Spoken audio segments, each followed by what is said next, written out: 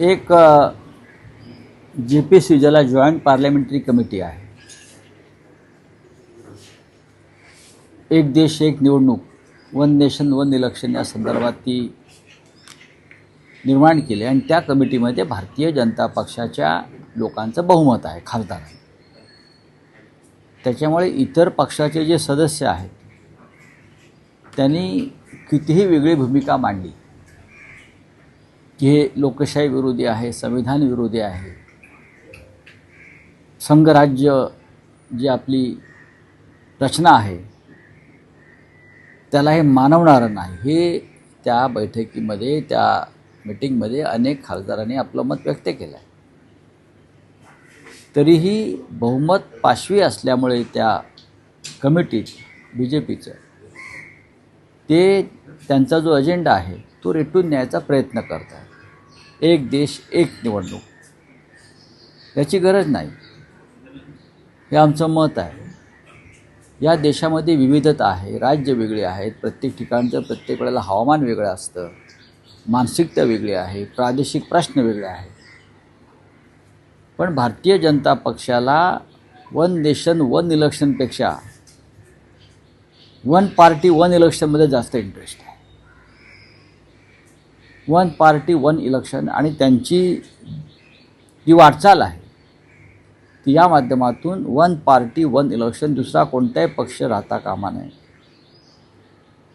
आणि त्यानंतर आता त्यांचे जे महिला आरक्षणाच्या नावाखाली डिलिमिटेशन बिलाचा जो विषय चालू आहे, 850 खासदार करण्याचं आणि पुन्हा एकदा त्या माध्यमातून भाजपाला आपला देश ताब्यात घेण्याचं, तो काय त्यांचा सरळ हेतू नाही आहे.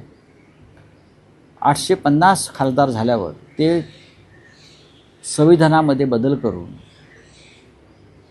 भारतामध्ये राष्ट्राध्यक्ष पद्धत आणण्याच्या विचारामध्ये आहे.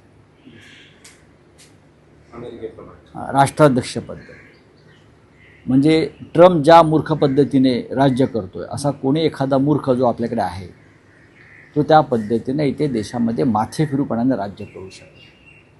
प्रेसिडेन्शियल डेमोक्रेटिक पद्धत म्हणजे राष्ट्राध्यक्षाला अमर्याद अधिकार, तिथे निवडणुकांची गरजच नसते.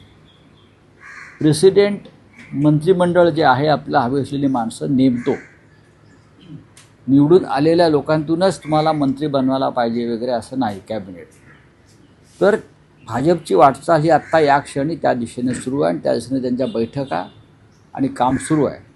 म्हणून आधी डिलिमिटेशन बिल मंजूर करायचं, डिलिमिटेशन बिल मंजूर झाल्यावरती घटनेमध्ये पूर्णपणे बदल करून संविधान बदलून मोडून या देशातली लोकशाही संपवून राष्ट्राध्यक्ष पद्धत आणायची आणि परत या देशाच्या छातीवर राष्ट्राध्यक्ष म्हणून मोदींना बसवायचं.